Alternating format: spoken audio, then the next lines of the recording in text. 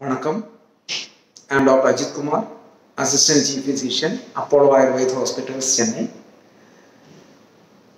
இந்தியாவிலேயே முதல் முறையாக NABH அக்ரெடிட்டேஷனும்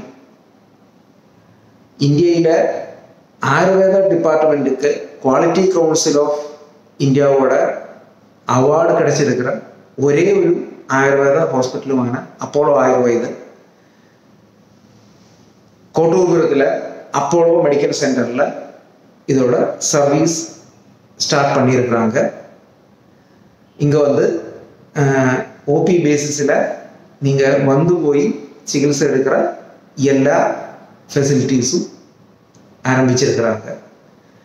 இது இல்லாமல் அப்போலோ ஹாஸ்பிட்டலோட வானகரம் கேம்பஸில் ஒரு தனி டிபார்ட்மெண்ட்டாக